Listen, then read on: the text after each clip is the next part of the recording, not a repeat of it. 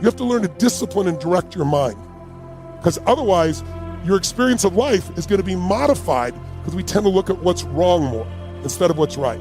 So for you and I, when it comes to this idea of problems, just remember, no one is going to get by without experiencing extreme stress in their life. No one. I remember I did business with some people for many years and thought they were my friends, and unfortunately I get a phone call one day from the CFO of that company saying, I'm leaving the company, and Tony, I have to tell you, your partners have been screwing you for 5 years. And they've given you false financials. Here's how they've done it. I can't, in good conscience, stay with the company knowing they did that to you, and I want to tell you about this. So long story short, I confronted these people. First I said, I'm sure you didn't do it deliberately. Please look it up and fix it. They dragged out because it's tens of millions of dollars. I finally had to sue them. It was one of the worst experiences I can remember ever happened. And yet, I grew from that at such different levels. And years later, I just forgave them, moved on. I got most of my money back, walked away from it, still stayed friendly with them, because it's like, I don't want to carry grudges. What good is that? Doesn't help me. It's like, when people say, I'm going to resent this person, I'm going to hate this person, resenting somebody, hating somebody is like, taking poison in your own body and expecting someone else to die, right? It's the one that's hurting you. So I was like letting go, and then I get this phone call from one of these people, and he's telling me about his child who has this severe, rare disease. And here's this man who's made $1 billion, and a lot of it's done well, and in my mind some of it wasn't so well, and yet he still got pain. So what does extreme stress look like? It sounds like this. Somebody in your family with cancer or heart disease. So many of you are reading your stories like that are going through that right now, or have recently, or have lost someone. Because 1 out of 3 people get cancer, 1 out of 2 die of heart disease, right? It's going to touch all of us at some stage.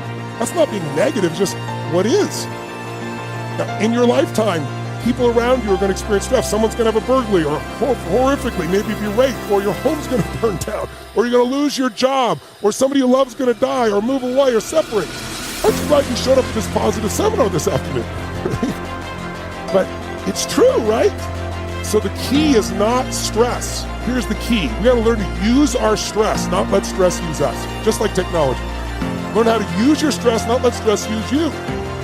And here's what extreme stress does if you can get through it. Like, I have a friend who was in Vietnam, and he was locked up for 7 years in North Vietnam in a communist prison. And they literally put him in isolation, he and so many other people, put him on a cell where the floor was like on an angle like this, chained his feet up here, and wouldn't let him go to the bathroom. So he'd pee, and the acid would run down his back and burn his skin off. They abused him in every way. 7 years. As you begin to develop and expand your skills and your talents and your vision of yourself, you will always be in control of your destiny. I want freedom. And for me, disciplining myself means more freedom.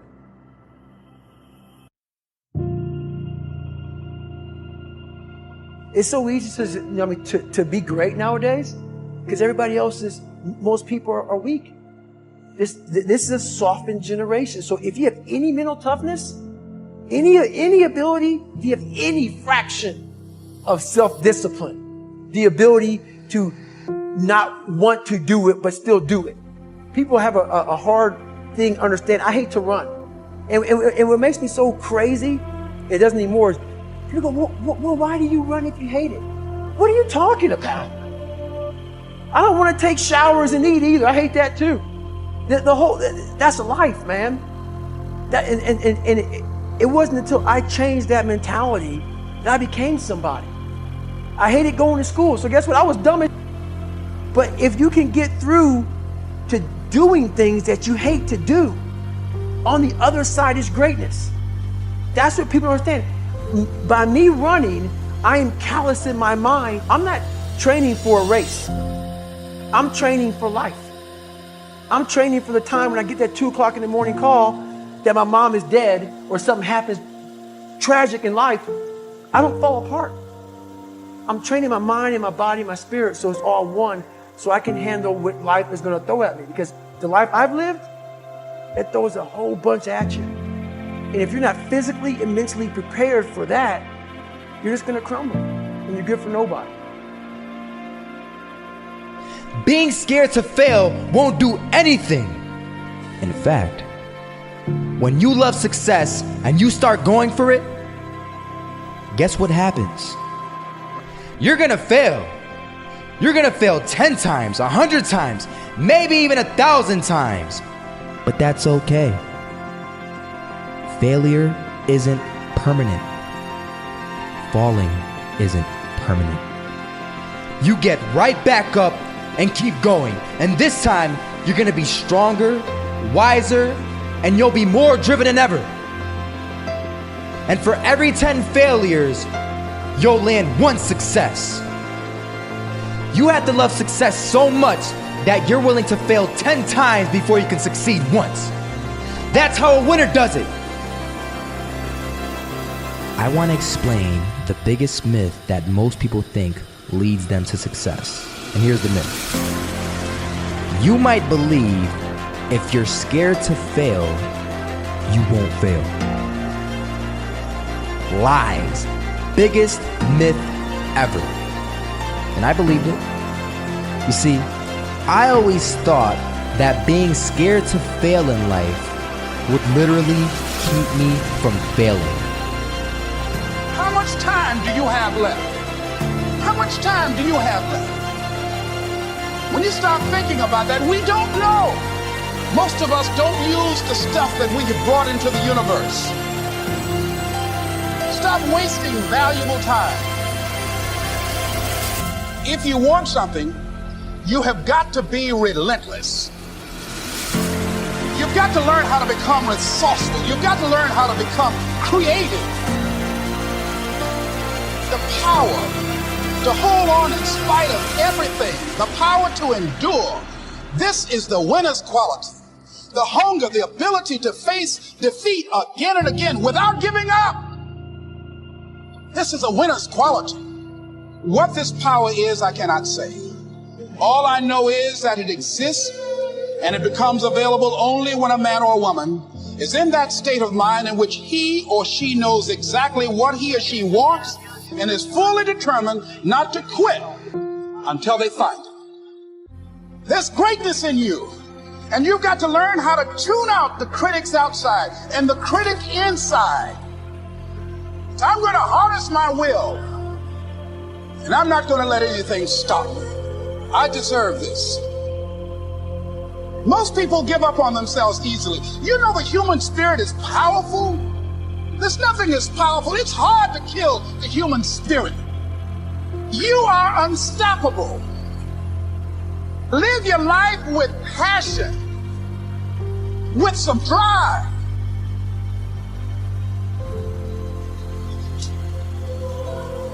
Most of us go through life without brakes on, holding back.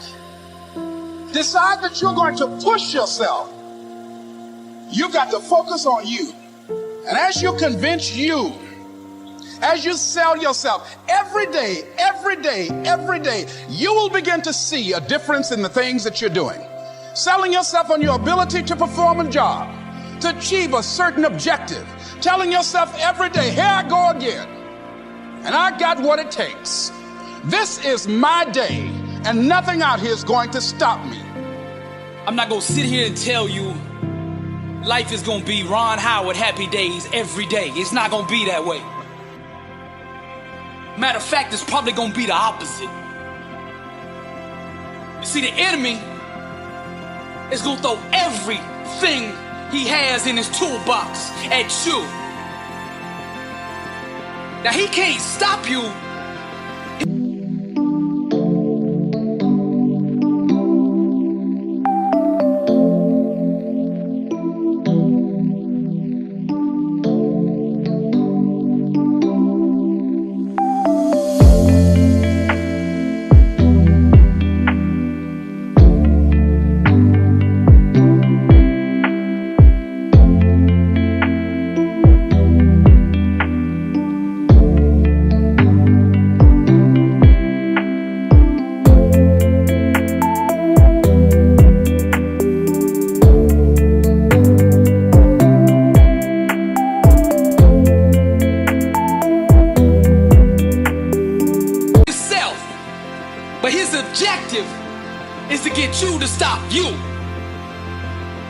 This message is for the struggle, for all those going through trials and tribulations. Success, guys, a very, very lonely road, man. Along that road, you're not gonna see too many friends. You see your shadow most often. You gotta trust in the heart of hearts. Decide what dream you believe in is worth the cause of winning the fight. No one can beat me because I don't give up. I'm relentless. You might knock me down, but I never stay down. It's time to rise. Rise up to your potential. Rise up past your limitations. Rise up past your family or friends' limitations. Set the standard for those around you. Don't conform to the standard like a sheep. Get out and lead the way. Get up. Rise up. Man up. I am powerful. I am strong. I am successful. I am an achiever. I am abundant. I am rich. I am determined. I am focused. I am disciplined. I am health. I am wealth. I am. I am. I am beautiful.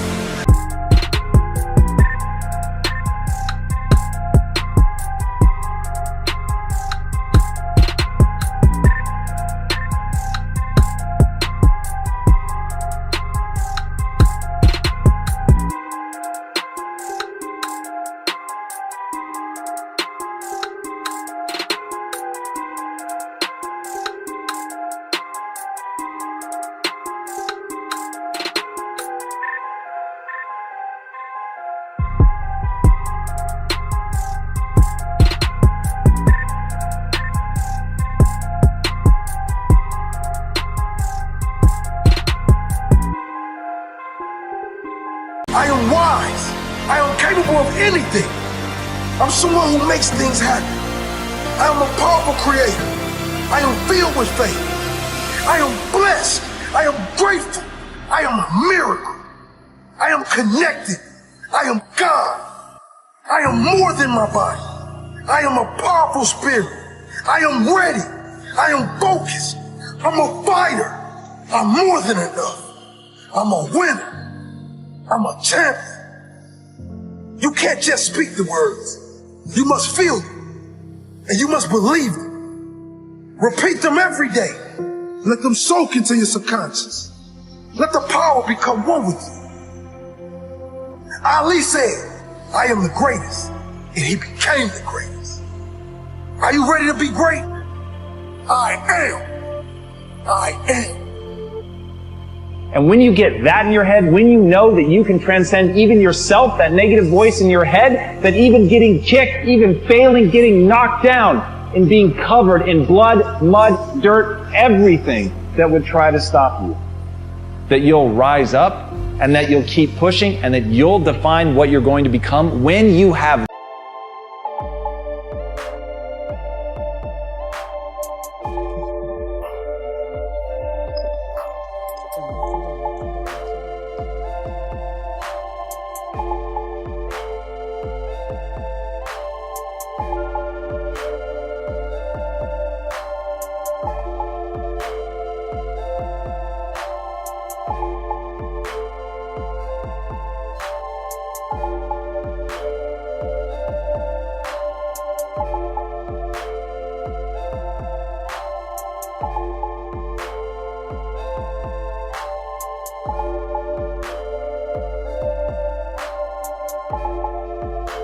that in your mind, then you become unstoppable. Then you are the caterpillar that becomes the butterfly. But you have to be willing to take the knocks. You have to be willing to make the sacrifices. You have to be willing to suffer. In your life, you're going to get what you tolerate. Stop tolerating for these people who have believed in you all your life, an inferior life for you. Stop allowing God to bless you and give you all this giftedness and opportunity and settle and tolerate less. For those babies that are sitting here with you, your children and grandchildren, stop being willing to tolerate less for them. Don't tolerate it anymore. Yeah, you got to give it your best, but it starts with making a decision that this is over. I don't tolerate this life anymore. Pretty good's not good enough for my family. Pretty good's not good enough for my grandmother. Pretty good's not good enough for my grandpa, my parents, my future children. Pretty good ain't gonna get it done for this family. Now I hope you hear them whispering to you, he's right. You can do this. You're great. You're special. You were born for a reason. I hope you can feel that. Life's going to give you ultimately what you'll fight for.